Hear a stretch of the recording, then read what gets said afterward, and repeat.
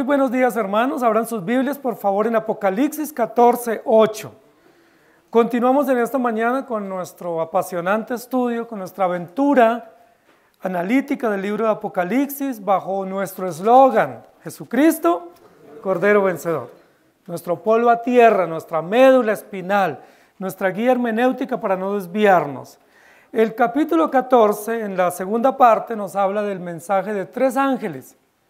Y hoy nos corresponde analizar el mensaje del segundo ángel. Otro ángel le siguió diciendo: ha caído Babilonia, la gran ciudad, porque ha hecho beber a todas las naciones del vino del furor de su fornicación. Entonces, para recapitular un poco, nosotros estamos en una sección del libro de Apocalipsis donde se nos presenta el mensaje de 3 ángeles. No nos dice el libro qué ángeles son, quiénes son, no nos describe el carácter de estos ángeles, simplemente dice otro ángel, y luego otro ángel, y luego otro ángel. Es decir, es un mensajero. Pero básicamente, cuando nosotros vemos todo el pasaje en contexto, nos tenemos que dar cuenta que no está hablando de 3 mensajes distintos, o 3 mensajeros distintos, sino que está hablando de un solo mensajero, con un solo mensaje, que tiene 3 aspectos, o 3 áreas en las cuales se quiere recalcar o se quiere comunicar. Otro ángel le siguió. El primer ángel, nos dice la Biblia, emitió un mensaje, y ese mensaje es: temed a Dios y dadle gloria, porque la hora de su juicio ha llegado. El primer ángel dice, tiene el evangelio eterno para predicarlo a todas las naciones de la tierra. Es decir, el mensaje de ese primer ángel tiene como propósito presentar el evangelio, o presentar el contenido del pacto, podemos decir nosotros. El primer ángel presenta todo el contenido legal, jurídico, el contenido estructural del pacto eterno de redención. ¿En qué consiste el pacto eterno de redención? En 3 aspectos: temed a Dios y dadle gloria, porque la hora de su juicio ha llegado, y adorad a aquel que hizo el cielo, la tierra, el mar y las fuentes de las aguas. Esa sería como la presentación, ¿sí? Como el contenido orgánico de este evangelio, de este mensaje pactual, o de este propósito histórico que se va a revelar o se va a dar a conocer en la historia.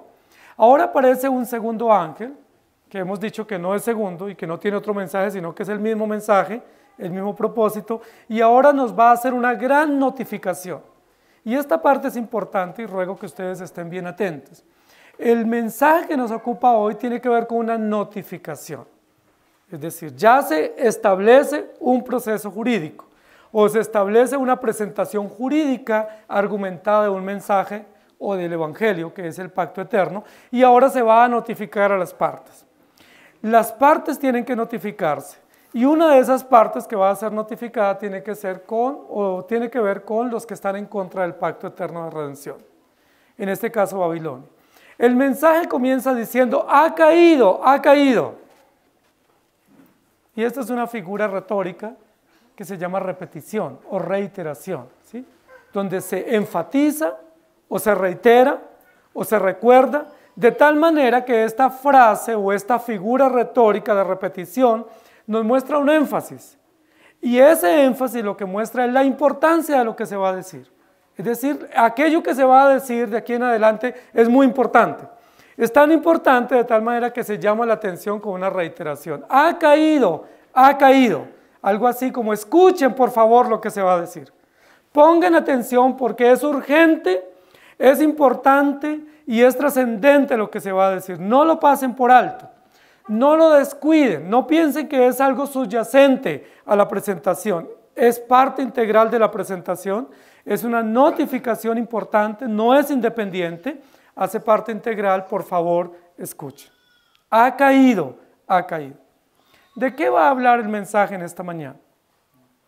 Nosotros venimos en los últimos capítulos de Apocalipsis hablando de bestias, hablando de dragones, hablando de sistemas, hablando de animales que describen simbólicamente realidades de poder, realidades enigmáticas, realidades poderosas, muy grandes, muy envolventes, dragónicas, bestiales, que nosotros decimos ante esas grandes realidades casi que estamos totalmente a la deriva o estamos sin esperanza. Nosotros hemos visto desde el capítulo 10 y 11 en adelante que se describen grandes sistemas, sistemas muy poderosos, sistemas grandes, sistemas bestiales, como lo describe el capítulo, en los capítulos de Apocalipsis. Pero ¿qué es lo que nos va a decir este versículo ahora? Esos grandes sistemas, que son poderosos, que son fuertes, que son muy robustos en su política, en su argumento, en su forma de ser, también caerán. Eso es lo que nos va a decir este texto. No importa el sistema, puede ser muy poderoso, muy robusto, puede ser muy sólido, puede tener mucho alcance político, militar o ideológico, no importa lo grande que sea, no importa lo poderoso que sea, también caerán. Y eso es un motivo de esperanza para nosotros. Y eso también nos muestra toda la justicia de Dios, el alcance de su justicia, y hace parte integral de la presentación del Evangelio. El primer ángel dice, tenía el Evangelio eterno para predicarlo. Y cuando se predica el Evangelio eterno, ¿qué se tiene que predicar? Temed a Dios y dadle gloria y adorad a aquel que hizo. Pero no es eso suficiente cuando se predica el Evangelio. Cuando se predica el Evangelio también hay que notificar a las partes. Y cuando notificamos a las partes, uno de los aspectos de la notificación es ha caído, o en su defecto, también caerán. Y esto es importante para nosotros, porque tiene que ver con la justicia y con el alcance de la justicia de Dios. Daniel capítulo 5, versículo 26 dice, esta es la interpretación del asunto. Neme o Mene contó Dios tu reino y le ha puesto fin. Casi se parece a una palabra muy común hoy en día en las redes sociales, los memes, ¿cierto? Que hacía parte de la escritura en la pared de Belsasar, del rey Belsasar, y la traducción que encuentra Dios o que Dios le da a Daniel para ese sueño es Dios le ha puesto fin a tu reino, es decir, también caerán. ¿Y de qué reino estamos hablando? De Babilonia, de todo el imperio babilónico que era vasto, que era muy poderoso, criminal, sanguinario y que había causado grande daño al pueblo de Dios. Nabucodonosor y los reinos subsiguientes a Nabucodonosor pensaron que nunca caerían, que eran tan poderosos, tan robustos, que ellos nunca iban a caer, que iba a ser un imperio permanente. ¿Y qué es lo que Dios les manda a decir a través de este sueño enigmático del rey que lo interpreta el profeta Daniel? Dios le puso fin o término a tu reino y también caerá. Si cayó Babilonia, si cayó Egipto, si cayó Siria y Asiria, si cayó Roma, ¿qué nos hace pensar que los reinos contemporáneos también no van a caer? También caerán, es el título de nuestra enseñanza hoy. El otro ángel que siguió al primero notifica, y la notificación comienza diciendo, ha caído Babilonia, la gran ciudad, la gran ciudad. Y yo quiero que nosotros nos enfoquemos un poco en esta primera parte de describir quién fue Babilonia. Babilonia fue una ciudad antigua, está considerada en la historia como una de las ciudades más antiguas que ha existido como ciudad grande, no como un poblado o como un caserío, sino como una gran ciudad estructurada. Babilonia es considerada una de las ciudades más antiguas en la historia de la humanidad. Babilonia es una ciudad que pertenece a un gran imperio también de Mesopotamia, que es considerado uno de los imperios más antiguos. Tanto los caldeos como los babilónicos hacían parte de los imperios o de las grandes ciudades o dominios imperiales mesopotámicos. De ese lugar vienen los patriarcas. ¿Recuerdan de dónde Dios llamó a Abraham? Muchos dicen que Abraham era judío. No. Los judíos existieron 500 años antes de Cristo, o 600 años antes de Cristo. Pero Abraham, que es uno de los patriarcas antiguos, viene de Ur Ur de los caldeos, es decir, viene de un imperio mesopotámico, antiguo, oriental, que es el imperio caldeo. Y de allá también venían los babilónicos, ¿sí? Que era otro imperio que se desarrolló después del caldeo y que se hizo poderoso y que tenían una lengua fuerte y tenían mucho poder político y militar. Babilonia es una ciudad antigua. Babilonia configura todo un sistema político y un sistema de desarrollo grande.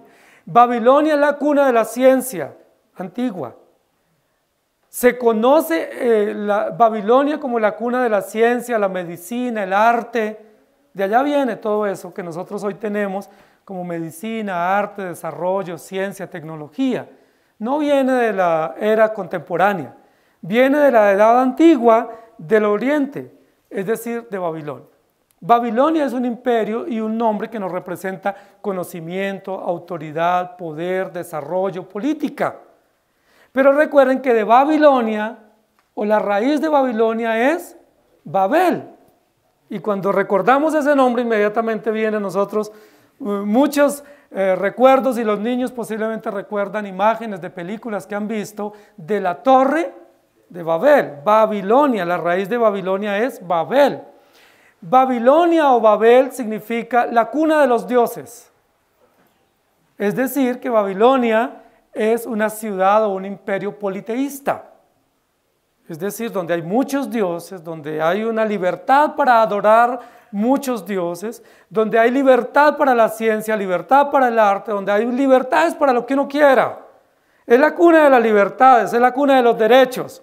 No existía la ONU en ese momento, ni existía la Corte Interamericana, ¿sí? Ni los derechos humanos contemporáneos, pero existía Babilonia.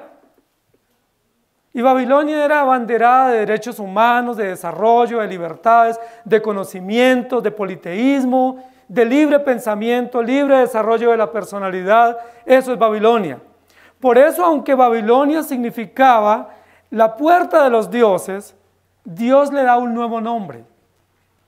Ese fue el nombre que le dieron sus fundadores, que eran descendientes de Noé. La puerta de los dioses, es decir, la puerta de las oportunidades.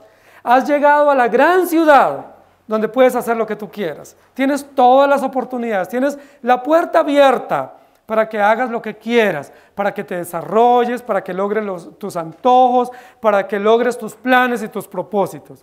Ese era el nombre común de la ciudad. Pero la Biblia dice que esta ciudad, que también era un gran imperio, tuvo una idea. Génesis capítulo 11. La idea que ellos tuvieron fue: somos grandes, somos fuertes, somos poderosos. ¿Por qué no nos construimos una gran torre que tenga una gran cúpula? Hagámonos una torre. ¿Sí? La mega obra de infraestructura antigua se llama la Torre de Babel.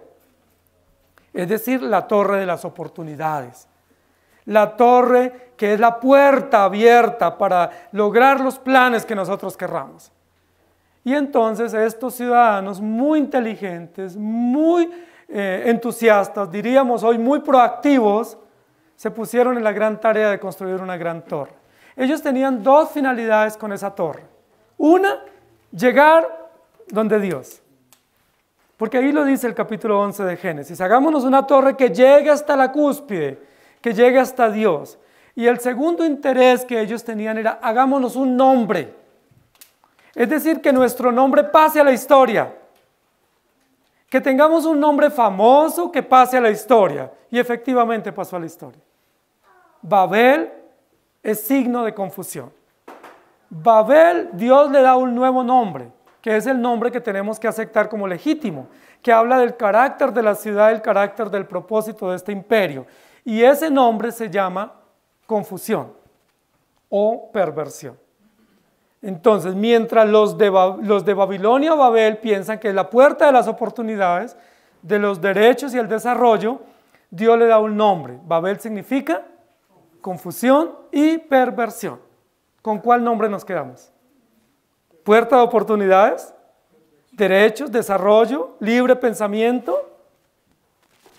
Ese es el nombre humano o el nombre común de un sistema, pero nosotros tenemos que confiar en lo que Dios dice, y Dios describe el carácter de esta sociedad, y el carácter de ellos es confuso y perverso.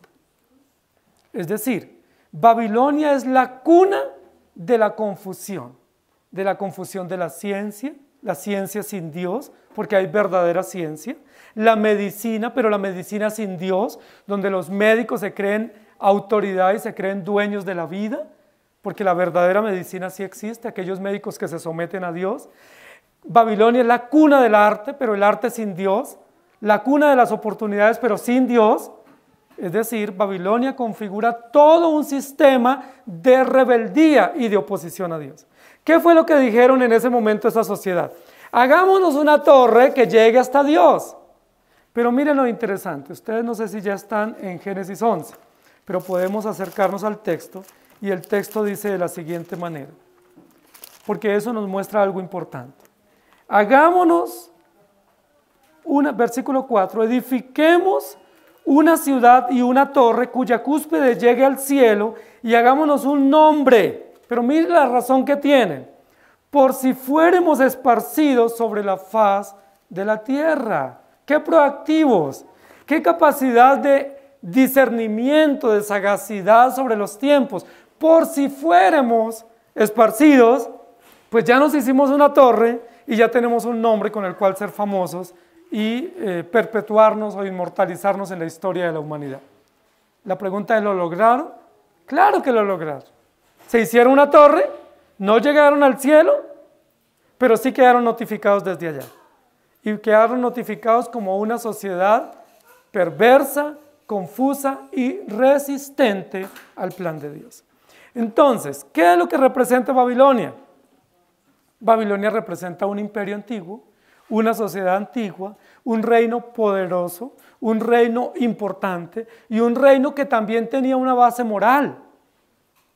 Recuerden que el código Hammurabi, que es un código que muchos lo analizan y lo estudian, que tiene mucha cercanía con los textos bíblicos, especialmente con las leyes que Dios le dio a Moisés, viene de allá, de Babilonia. Es decir, también tenían cierta reputación ética, tenían ciertos criterios morales y religiosos, pero ellos se oponían totalmente a Dios. El fundador de Babel fue Nimrod, descendiente de Noé. Nimrod. Interesante eso. Entonces, ¿qué es lo que queremos decir? Babilonia sí existe. Babilonia representa las grandes ciudades, los grandes imperios, los emporios económicos y representa toda persona y todo reino que se considera grande, opulento, robusto y poderoso. Existieron en la antigüedad y existen hoy. Hoy tenemos grandes ciudades. ¿Quién no quisiera ir o vivir en una gran ciudad? Especialmente esas grandes ciudades que representan oportunidades de trabajo, de negocio, que representan oportunidades de esparcimiento y que representan en sí mismas pues mucho orgullo. Cuando uno dice yo vengo de una pequeña vereda, pues eso no muestra o no vende, ¿cierto? Pero cuando uno dice es que yo vivo en la gran ciudad, ¿sí? Especialmente en ciudades europeas, ciudades australianas, austriacas o ciudades norteamericanas, pues eso representa mucho orgullo. ¿Por qué? Porque hay libertad, hay oportunidades y todo se puede hacer y todo es permitido. Aquí dice la Biblia, Babilonia, la gran ciudad. Y usa una expresión mega, ¿cierto? Hiper, ¿sí? Es una expresión superlativa para hablar de todo lo que representa lo grande o la grandeza. ¿Cuál era la grandeza de Babilonia? Pudiéramos preguntarnos. Pues Babilonia sí tenía una grandeza, su poder político, su riqueza, su opulencia. Era considerada, después de Nabucodonosor II, fue considerada una de las 7 maravillas del mundo antiguo, porque le construyeron unos jardines colgantes, pues nunca vistos en la historia de la humanidad. Hicieron unas grandes inversiones para tener, como hoy lo que tenemos, unas fachadas ecológicas. ¿Sí? Eso viene desde Babilonia. Babilonia fue la pionera en tener jardines colgantes o fachadas ecológicas, que hoy en día son modernas en nuestras ciudades. Imagínense lo interesante de esto. Babilonia fue una de las maravillas del mundo antiguo. ¿Era una gran ciudad? Por supuesto. Poderosa, grande, reconocida, imperial, con historia, con arte, con conocimiento, con política. Pero ¿cómo la reconoce Dios? Como una gran ciudad, pero esa gran ciudad va a ser notificada a través de la predicación de este ángel. ¿Cuál es la notificación que se le pasa, que se le envía? Ha caído, o también caerá, o va a caer. ¿Cuál era la Babilonia que había caído en la época de Juan? Esta ciudad Babilonia no existía en la época de Juan, había sido vuelta a ruinas. Recuerden que Babilonia fue tomando o tomó poder otros imperios y le cambiaron el nombre de las ciudades, pero la Biblia dice en la antigüedad que esta Babilonia quedó totalmente destruida como ciudad. ¿Qué fue lo que no se destruyó? La ideología, el pensamiento, la confusión, la perversión que representa a este sistema o a este modo de vida. La ciudad destruida. Cuando Dios le dice aquí en este texto a Juan, en esta visión, ha caído la gran Babilonia que fornica, pues no está hablando de paredes y de pisos y de construcción, porque nunca hemos visto que las paredes forniquen o que las paredes se embriaguen. ¿Sí? No está hablando de paredes, de construcción, de arquitectura. Está hablando del pensamiento de los habitantes que cargan y promueven estas formas de vida libertinas. Entonces, aunque la ciudad antigua de donde salió Abraham y los patriarcas había sido destruida, y el imperio antiguo que invadió a los judíos y se robó las riquezas del templo y llevó a los reyes presos a Babilonia y los tuvo allá, también había sido destruida. Está hablando ahora no de una ciudad. Algunos dicen que está hablando de Roma, otros dicen que está hablando de Jerusalén, pero realmente lo que está hablando de un sistema, ¿sí? De un sistema de pensamiento que está representado por la confusión, la perversión y la rebeldía hacia Dios. Ha caído la gran Babilonia. Queridos hermanos, leamos unos textos acá que nos sirvan de apoyo. Isaías 52. ¿Por qué cuando vine no hallé a nadie y cuando llamé nadie respondió? ¿Acaso se ha acortado mi mano para no redimir? ¿No hay en mí poder para librar? He aquí que con mi reprensión hago secar el mar, convierto los ríos en desierto, sus peces se pudren por falta de agua y mueren de sed. Y luego en Génesis 10:9 dice, este fue vigoroso cazador delante de Jehová, por lo cual se dice, así como Nimrod, vigoroso cazador delante de Jehová. Y en Génesis 11:9, que ya lo leímos, luego en Daniel 4:17, dice, la sentencia es por decreto de los vigilantes y por dicho de los santos la resolución, para que conozcan los vivientes que el Altísimo gobierna el reino de los hombres y que a quien Él quiere lo da y constituye sobre él al más bajo de los hombres. Y luego en Isaías 13:19 dice, y Babilonia, hermosura de reinos y ornamento de la grandeza de los caldeos, será como Sodoma y Gomorra a las que trastornó Dios. ¿Qué es lo que queremos decir? Babilonia sí fue una ciudad grande y poderosa. Fue una ciudad que Dios usó para desarrollar muchos aspectos de la tecnología, la ciencia, la medicina, el arte. Pero esa ciudad se desvió. ¿Y a qué se desvió? Se desvió a rebeldizarse contra Dios, creyendo que todo lo que ella hacía era por su propia fuerza. La pregunta que tenemos que hacernos, ¿lo que logró Babilonia lo logró hacer por sus propias fuerzas? Desarrollar tecnología, ciencia, medicina, arte, cultura, conocimiento, ¿fue por su propio conocimiento y poder? ¿O fue porque Dios les dio ese privilegio? Entonces, ¿por qué se llenaron de soberbia? ¿Por qué se llenaron de maldad, de altivez, creyendo que todo eso lo habían logrado ellos y que eran mejor que otros? Con tanta altivez se llenaron que invadieron a pueblos pequeños, entre ellos el pueblo de Israel y la ciudad de Jerusalén, y destruyeron el templo y sitiaron la ciudad y robaron las pertenencias.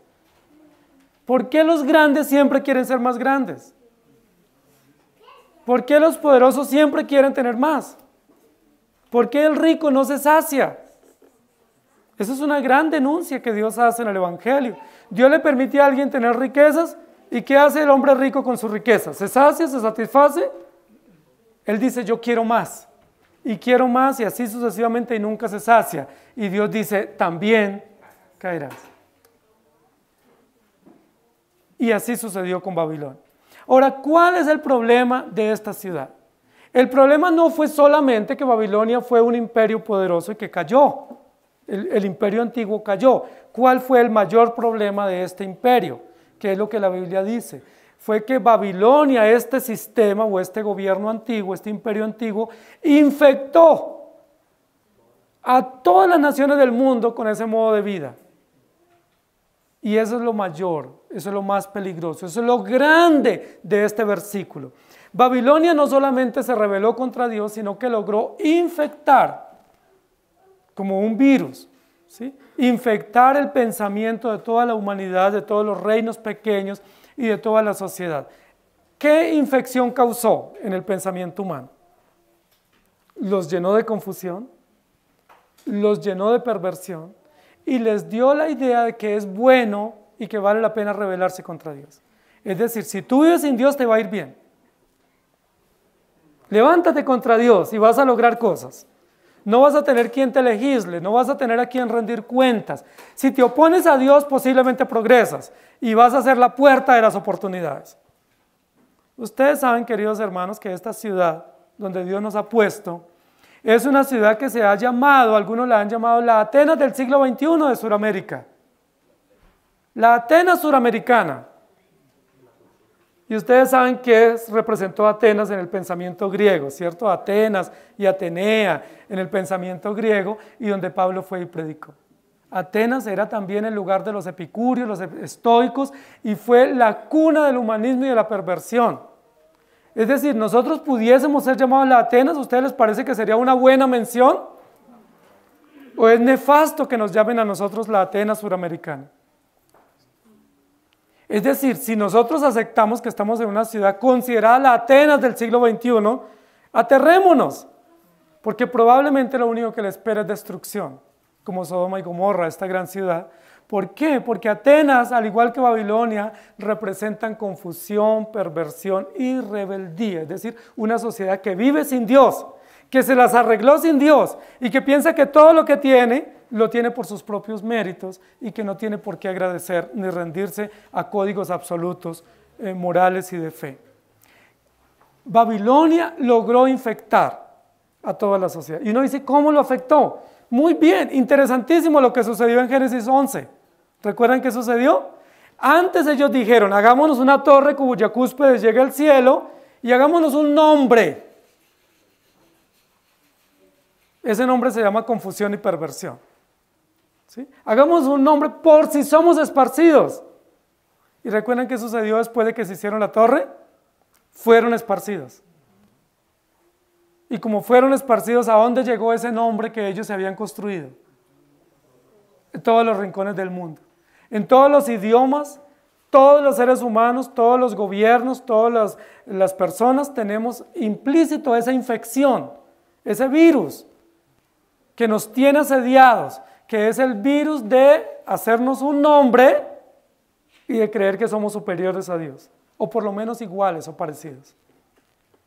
Ese es el nombre que Babel representa, confusión, perversión, y esa es la infección con la cual logró afectar todas las sociedades. Y cuando sucede la dispersión o sucede la confusión de lenguas, pues dice la Biblia que surgen todos los idiomas que nosotros conocemos, y en todos los idiomas siempre ha habido hombres y gobiernos poderosos, corruptos, que han creído tener dominio sobre toda la humanidad. Entonces, Babilonia, ¿qué representa? Confusión, perversión, maldad, rebeldía. Y no estamos hablando de Babilonia antiguo, estamos hablando de todos los sistemas que hoy representan a Babilonia. ¿Ustedes creen que hoy en día hay pensamiento babilónico? ¿Que hay imperios babilónicos hoy en día? Es decir, confusos, perversos. Todo lo que hoy en día nos venden a nosotros como libre desarrollo de la personalidad, ¿dónde tiene su origen, su simiente? En Babel. Todo lo que hoy en día nos hablan de derechos humanos y Corte Interamericana y facultades naturales, ¿de dónde viene? De Babel. Toda la base de la medicina sin Dios, el arte sin Dios, la ciencia sin Dios, ¿de dónde viene? De Babilonia, de Babel. Tenemos hoy en día mucho de Babel, hoy en día en nuestras sociedades. Ustedes saben que los gobiernos hoy en día se esfuerzan por impulsar esas agendas, y son agendas internacionales. ¿Y cuál es el deber de la iglesia? ¿Qué tarea tiene la iglesia? ¿Cuál es el mensaje del primer ángel? Proclamar el evangelio eterno. Ese es el deber de la iglesia. La iglesia no se puede rendir ante estas agendas internacionales, porque son agendas confusas, babilónicas, son agendas perversas. ¿Sí? Muchos de nosotros pensamos, ay, tan bueno que tenemos la Corte Interamericana, o tan bueno la ONU, o tan bueno las entidades de los derechos humanos. Pero hermanos, eso es simplemente la infección que viene desde Babel, con la cual la iglesia ha tenido que resistir y ha tenido que denunciar. ¿Cuál es la tarea de la iglesia? Proclamar el evangelio. ¿Cuál es el carácter del evangelio? Eterno. El evangelio eterno para predicarlo a todas las naciones del mundo. ¿Y cuál es nuestra predicación al exponer el evangelio? Temed a Dios, porque la hora de su juicio ha llegado. Pero no solamente tenemos que predicar ese evangelio como una presentación contundente del carácter del mismo, sino también dar testimonios de los imperios que han caído. Es decir, hay que presentar el evangelio con ejemplos, con evidencias, con relatos históricos. Y una de las notificaciones históricas es, ha caído la Gran Babilonia. Una de las maravillas antiguas vuelta a ruinas, ¿cómo les parece? Ustedes saben que gran parte de lo que hoy en día se llaman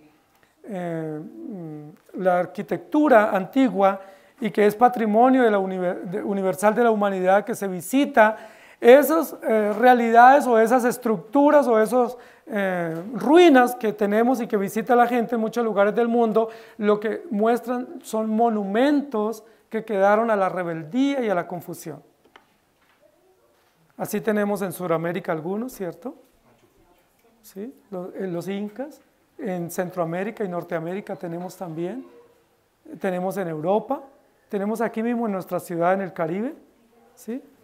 Unos monumentos muy extraordinarios que los visitamos, la ciudad heroica, la ciudad amurallada, el corralito de piedra, que nosotros lo visitamos porque nos engalanamos pensando todos esos recursos, pero ¿eso qué es lo que nos muestra?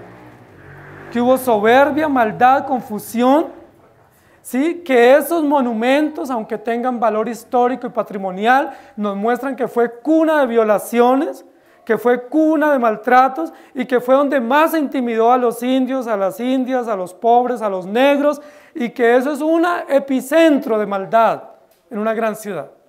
¿Lo sigue siendo aún o no?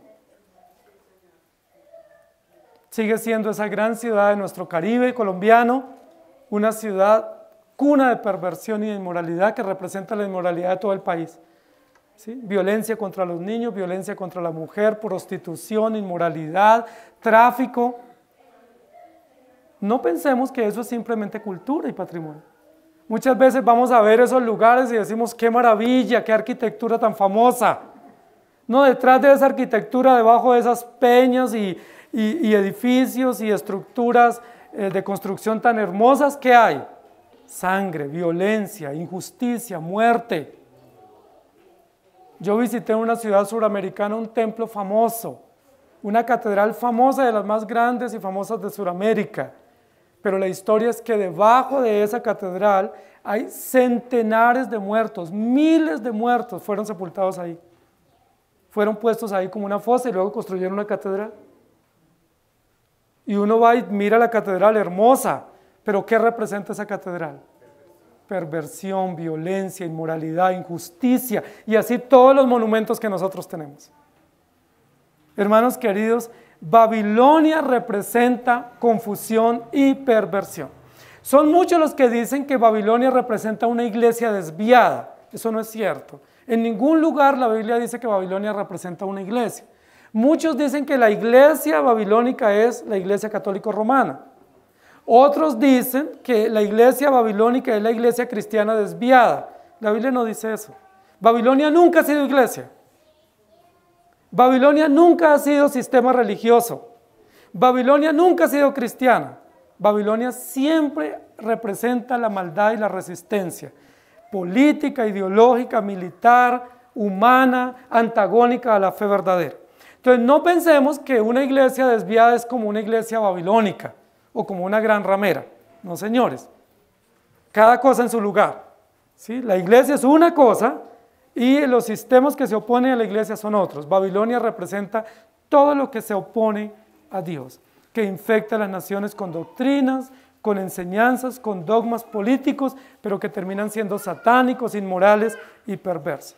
¿Qué dice el texto? Otro ángel le siguió diciendo, ha caído la gran Babilonia, o la gran ciudad, que hace beber a todas las naciones del vino de su furor. Hermanos queridos, muchos de nosotros pensamos que las ideologías son inofensivas, y no es cierto. Las ideologías son supremamente dañinas. Las ideologías infectan, son como pandemias, son como virosis, son como ese rotavirus que va rotando de uno en uno y logra infectar grandes cantidades de población. Constituyen como unas epidemias, unas pandemias.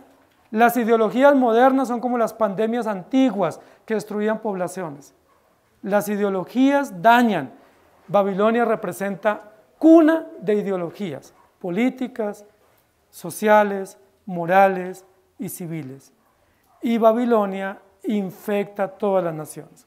Aquí dice que Babilonia o esta gran ciudad embriagó o emborrachó todas las naciones. Y uno dice, ¿cómo lo logró? O sea, ¿hay vino para tanta gente?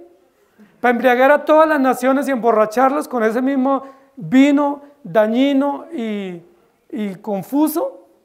Bueno, a través de las ideologías, a través del libre pensamiento, a través de enseñanzas se puede lograr infectar o dañar todas las naciones. Aquí lo que dice es, hay pensamiento babilónico en todas las naciones. Y ustedes lo conocen. Nosotros hoy en día nos enfrentamos a una gran realidad universal de lucha contra pensamiento inmoral, que no es un pensamiento religioso, es un pensamiento inmoral, es un pensamiento que lo representan los gobiernos, los militares, los civiles, las fuerzas judiciales, pero que todo ese pensamiento es un pensamiento libre. ¿Cómo se llamaba Babilonia? La puerta de los dioses, o la puerta de las oportunidades.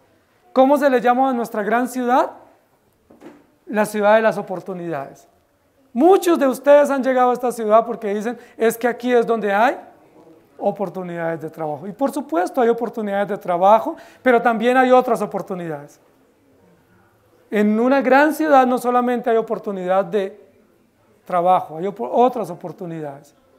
En una ciudad turística no solo hay oportunidad de hacer turismo, también hay otras oportunidades de gran peligro y de gran destrucción para nuestras sociedades. Mateo capítulo 5, versículo 35 dice, ni por la tierra juréis porque es estrado de sus pies, ni por Jerusalén porque es la ciudad del gran rey. Ese pensamiento de jurar por ciudades o jurar por doctrinas o por historia venía del pensamiento babilónico. Era un pensamiento que decía, como esta es una ciudad importante, pongámosla como testimonio de lo que nosotros podemos hacer o hacer. ¿Qué termina diciendo el versículo? Ha caído Babilonia, no por su poder político y militar, sino porque ella se embriagó. Y no solo se conformó con emborracharse sola, sino que invitó a todas las naciones para embriagarse con el mismo vino con el que ella bebía. Por eso dicen que la cerveza y el trago es la bebida de los amigos. Porque ahí sí uno invita a todo el mundo, ¿cierto? Y tráigame otra, y siéntese conmigo. Eso hizo Babilonia. Aquí nos dice que Babilonia le dio a beber a todas las naciones del vino turbulento del cual ella se embriagaba. Ahora, y aquí la Biblia no está diciendo que el vino sea malo, ni que no pudiéramos tomar un vino, o que no pudiéramos participar de un brindis. Aquí no está diciendo eso. Lo que la Biblia prohíbe y condena es que nos embriaguemos. Es lo que la Biblia condena. Nosotros creemos que el vino hace parte de la cultura y de la sociedad y es un producto que Dios ha dado para acompañar, para alegrarnos, para festejar, y nosotros no estamos en contra del vino. Aquí tenemos la mesa llena de vino. No estamos en contra del vino. Lo que la Biblia condena es que nos embriaguemos, que perdamos el control. que perdamos la noción, ¿sí? Que perdamos la sobriedad y lleguemos a estar ebrios, ¿sí? Entonces, eso es lo que la Biblia dice. Entonces, ¿por qué aquí dice que estaban embriagados del vino? ¿Qué efecto tiene el vino en la vida de una persona? ¿Por qué el vino, hasta llegar a la borrachera, es malo? Porque el vino produce una alegría pasajera. El vino o el trago o el aguardiente o cualquier bebida alcohólica lo que hace es producir una alegría pasajera o efímera. ¿Qué más hace el vino? Nubla los sentidos y nubla la visión. Especialmente esa es una característica del vino. Por eso cuando una persona está con alcohol no debe conducir, ¿sí? Y eso es una publicidad que tenemos en nuestro país. Si va a tomar, entregue las llaves, es decir, no conduzca porque usted representa una amenaza para su vida y para todos los que están a su alrededor, porque la visión se oscurece, se nublan los sentidos, se afectan los reflejos y comenzamos a correr alto riesgo, nosotros y los que están con nosotros o los que están alrededor. Por eso dice la Biblia, no mires el vino cuando rojea, no te dejes llevar por el vino, ¿sí? Y la Biblia condena la borrachera. Hay capítulos o versículos en los Proverbios que hablan sobre el peligro de una persona embriagada. Dice que una persona embriagada pierde el control, se vuelve rebelde, se vuelve áspera, pierde la noción y que comienza a golpear a otros, ¿sí? Y dice que luego terminan las señoras con los ojos morados porque acompañaron al esposo a tomar, ¿sí? Lo dice la Biblia, lo dicen los Proverbios. ¿De quién son los ojos amoratados? ¿Sí? ¿De quién es todo esto y la sangre y la violencia que puede estar rodeada o que puede ser una consecuencia después del vino? Entonces, ¿qué es lo que pasa cuando una persona se embriaga? Pierde el control, pierde su juicio o su justa razón. La Biblia dice que debemos estar en nuestro estado cabal. O la Biblia dice que debemos estar sobrios, es decir, no bajo el efecto de alcohol. Hoy en día tendríamos que unir al alcohol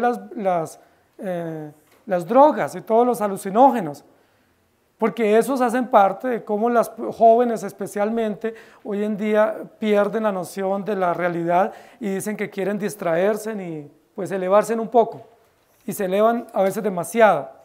Entonces hay que tener mucho cuidado porque la Biblia condena todo este tipo de bebidas o de drogas porque se pierde la noción, se pierde la sensibilidad, se pierde la sobriedad. ¿Qué fue lo que hizo Babilonia?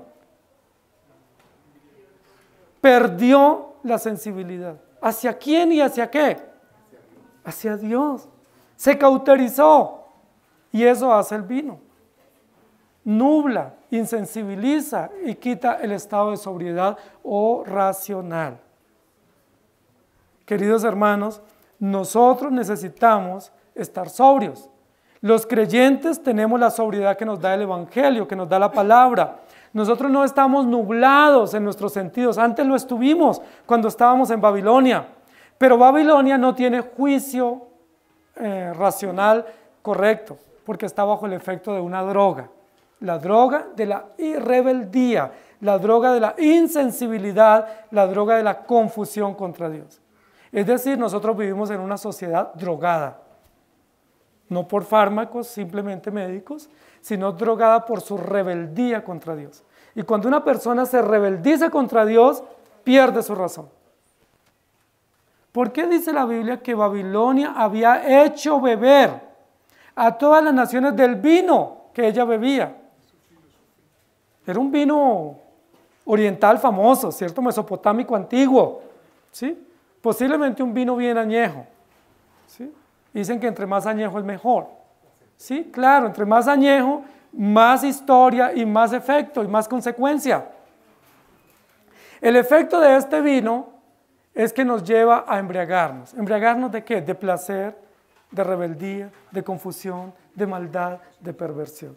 Aquí la Biblia no está hablando del que se emborracha simplemente con un alcohol por un fin de semana. Por supuesto, la Biblia condena eso, pero no está hablando de ese tipo de embriaguez o de borrachera. Está hablando de una embriaguez moral, de una embriaguez donde nos rebeldizamos y somos ajenos a Dios. Y por supuesto que Babilonia representa muy bien esa embriaguez. Porque Babilonia lo que dijo fue, podemos vivir sin Dios. Babel representa el monumento al desafío hacia Dios. Y ustedes saben que los grandes edificios en las ciudades son un medio de competencia de los países. ¿Quién tiene el edificio más alto? ¿Sí? Y ustedes saben ya dónde están esos edificios. Están por ahí cerca de Babel. Los edificios más altos del mundo y con mayor tecnología y con mayor energía y ahora con energía solar y todo eso. Están por allá cerca de Babel, es decir, es la cuna de la soberbia, de la cual todos estamos infectados. Quieren desafiar las leyes, quieren desafiar la autoridad, quieren desafiar todo, porque quieren construirse un edificio cuya cúspide llegue al cielo y hacerse en un nombre. Hermanos queridos, este vino con el cual se embriagó Babilonia, con el cual quedó sumida en la destrucción, es el vino de su rebelión o rebeldía. La pregunta de nuestra sociedad no está igual. Nosotros no vivimos hoy en día, no vivimos en Babel, vivimos en una ciudad que se llama distinto, pero esta ciudad en la que vivimos también no está embriagada y este país y estas culturas en las cuales vivimos en América Latina no están embriagadas de soberbia, de altivez, de maldad, de rebeldía. ¿Qué es lo que están haciendo la mayoría de los parlamentos con relación al tema de Dios en sus gobiernos? Sacar a Dios. ¿Qué es lo que están haciendo con el tema de la familia? Sacarlo. ¿Qué es lo que están haciendo con el tema de la vida? Con los derechos absolutos, inalienables. No los respetemos, no los consideremos. Pensemos distinto. Tenemos derecho a pensar distinto, tenemos derecho a construir sociedades distintas. ¿Distintas a cuáles? Si lo único que estamos construyendo son sociedades como las babilónicas, confusas, asquerosas, perversas.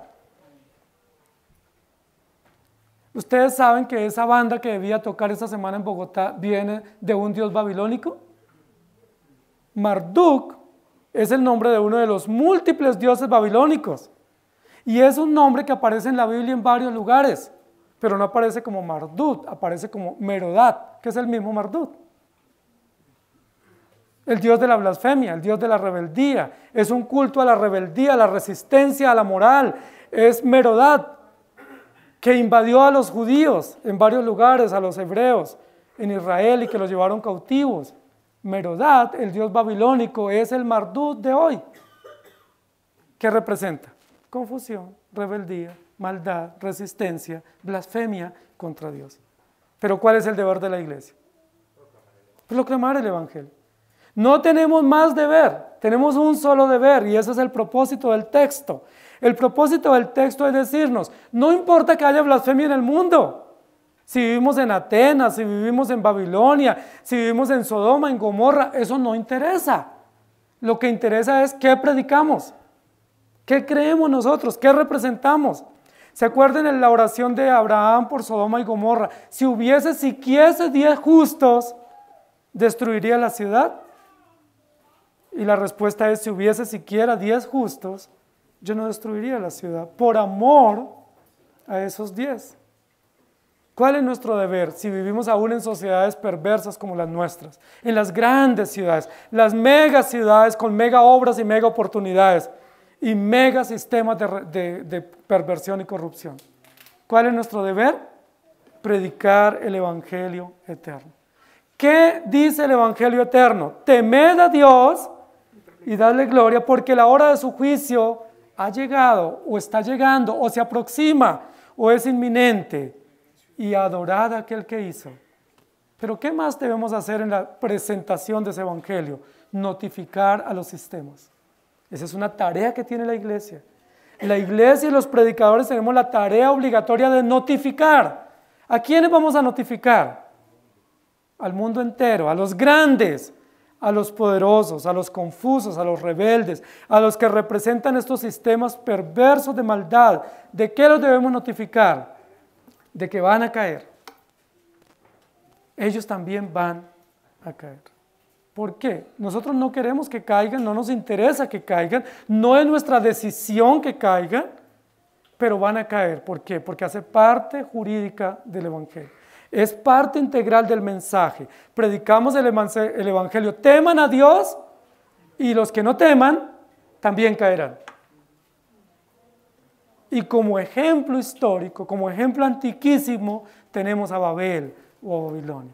El mayor edificio, la torre más alta que se haya construido en el mundo antiguo, el mega edificio, la obra de arquitectura más antigua conocida por la humanidad, también cayó. Y existe en la historia como una ruina, un culto a la rebeldía, un culto a la inmoralidad y a la perversión. También caerán. Los imperios que hoy en día se levantan, abanderados. Ustedes saben que hay sistemas, por ejemplo, abanderados a favor del aborto. Y nosotros nos sentimos pequeños ante semejantes tentáculos de poder, de alcance mediático, de poder y de inversión de dinero para esos fines. Y nosotros decimos, ¿qué podemos hacer? Bueno, solo tenemos una obligación: predicar y predicar. Y ellos también caerán. ¿Quiénes fueron los primeros que impulsaron el aborto en la historia de la humanidad? Desde Babilonia. Después, ¿quiénes lo promovieron? Los egipcios. Después, ¿quiénes lo promovieron? Los sirios y los asirios, y luego la Babilonia reconstruida por Nabucodonosor II. Luego los griegos. Hasta los judíos promovieron el aborto en algún momento de la historia, cuando estaban dominados por los romanos. La muerte de los indefensos. Hermano, no es nuevo que hoy se promueve el aborto. Eso es antiguo, eso viene desde Génesis. Pero ¿cuál es nuestra obligación? Predicar el Evangelio. La hora de su juicio ha llegado. Adorad a aquel que hizo. Ellos se embriagaron con el vino de la confusión. Les pareció cosa fácil emborracharse con el vino que le trajo semejante borrachera a Babilonia, pero lo que ellos no se dieron cuenta es que ellos, al embriagarse con ese vino de placer, con ese vino lujurioso, estaban anunciando que ellos estaban bebiendo la copa del furor. ¿Del furor de quién? De Dios. Miren lo interesante. Como decimos, como hay un dicho, ¿cierto? Fueron por lana y salieron trasquilados. Ellos pensaron, no, pues esto es muy bueno, esto sabe muy a rico este vino añejo, embriaguémonos y pidamos otra. ¿Sí? Y otra ronda, y otra, y se embriagaron. Pero lo que ellos no contaban es que cada vez que bebían esa copa de placer, de lujuria, de derroche, de desborde, ellos testificaban contra sí mismos que ellos eran objetos de la copa de la ira o de la copa del furor de Dios por su maldad. Ahí lo dice el texto. Se embriagaron con el vino del furor de la ira de Dios contra ellos. Eso es muy importante que nosotros lo notemos, porque a veces, como en el Salmo 73, vemos al impío sumamente enaltecido y le tenemos envidia. Y muchos de nosotros decimos, ¿y por qué yo no progreso? ¿Sí? Y a veces decimos, y yo llevo el diezmo y no progreso. Y yo todos los domingos allá llego y no progreso. ¿Sí?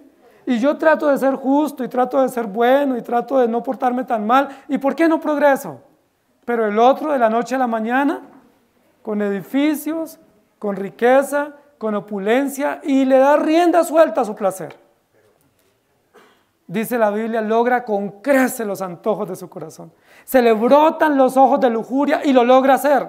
Y no tiene límite. Y uno dice, y yo acá conteniéndome. Pero el Salmo 73 da la respuesta. Y la respuesta del Salmo 73 es también caerán. Dice, cuando el impío florece como laurel verde, se está llegando a su fin.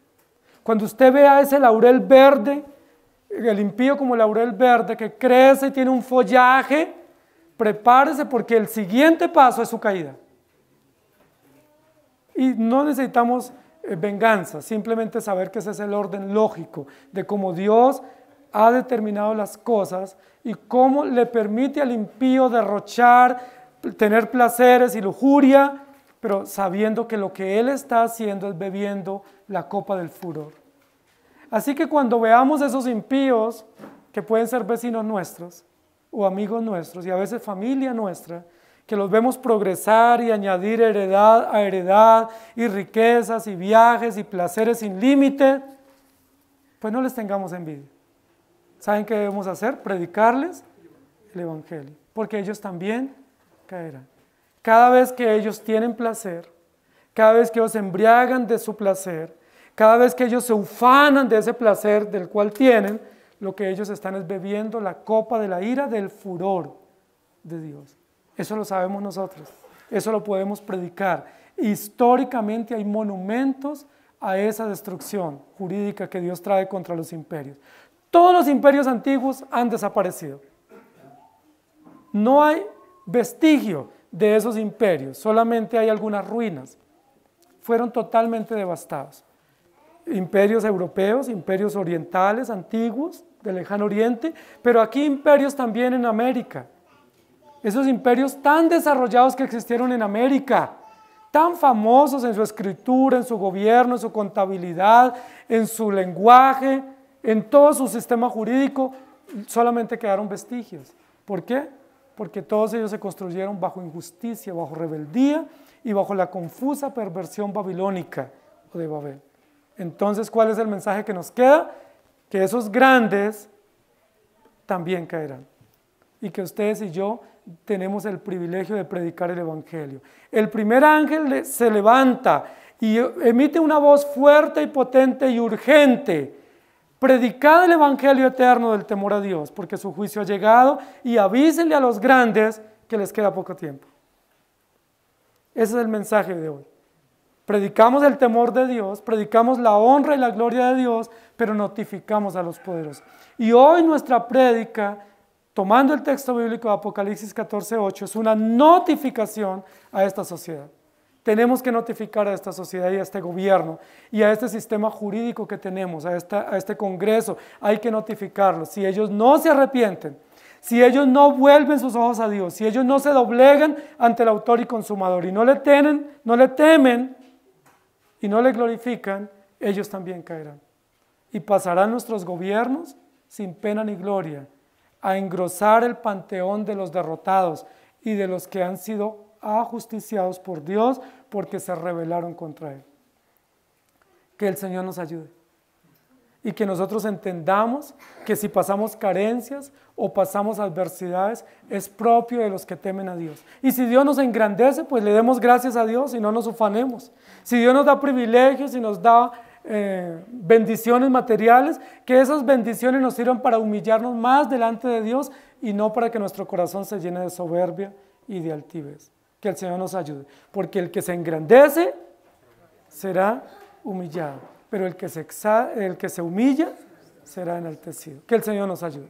Amado Señor, gracias por darnos tu palabra en esta mañana, y gracias porque tu palabra no solamente nos presenta la verdad, el propósito, el carácter del Evangelio, sino que tu palabra también nos da evidencias históricas para ver cómo tú has ido aplicando esa verdad a lo largo de la humanidad. Pero tu palabra también nos notifica a todos, especialmente a los incrédulos, de lo que viene sobre ellos y contra ellos por su rebeldía. Se han ufanado en su soberbia, se han engrandecido, se han creído mejores que Dios, se han atribuido a sí mismos aspectos del carácter de nuestro Dios y Salvador, pero ellos también caerán. No porque nosotros querramos, no porque les hagamos la guerra, sino porque es la consecuencia natural, es el efecto natural de una embriaguez desmedida. Aquellos que se embriagan desmedidamente en placeres, que se ufanan de su soberbia y altivez, que usan el poder para sus propios fines y no para su gloria, también caerán y nunca podrán levantarse. Es terrible el fin del impío, dice la Biblia. Vi al impío sumamente enaltecido, pero luego vi que su fin era miseria y condenación. Pero luego miré al creyente que pasaba pesares, que tenía muchas veces aflicciones y que tenía situaciones difíciles de persecución, de dolor y muchas veces de resistencia de un gobierno hacia la verdad. Pero contemplé en tu templo que el fin del justo es glorioso y maravilloso. y que hay un fin perfecto y determinado para aquellos que caminan en tus sendas. Así que vale la pena esforzarnos, caminar, confiar en el Evangelio, porque nosotros tenemos una corona incorruptible. Vale la pena padecer en esta tierra persecución, aflicción, porque en la vida eterna, que ya tenemos garantía y que tenemos las arras, disfrutaremos por la eternidad. Ayúdanos a entender en el templo tuyo que hay un fin glorioso para el justo y un fin nefasto, miserable para el impío. Ayúdanos a entender cuando inquirimos en la verdad de tu palabra que nosotros tenemos una gloria eterna incomparable, pero lo que ellos tienen son placeres efímeros, como el placer que nos da el alcohol, como el placer que nos da el vino, que es un placer por un rato, por unas horas, pero luego volvemos a la realidad de la resaca y nos damos cuenta que todo ha sido equivocado. Por eso tu palabra dice que no nos embriaguemos con vino, sino que seamos llenos del Espíritu Santo. Que no caminemos detrás de la embriaguez, de la lujuria, de la borrachera de este mundo, sino que confiemos en la verdad absoluta que viene de ti. Ayúdanos a predicar el Evangelio con urgencia, con contundencia, pero con veracidad. Y la verdad es, Dios tiene un plan y su plan es justo. Aquellos que no lo acepten sufrirán las consecuencias. En el nombre de Jesús. Amén. El Señor les bendiga, hermanos.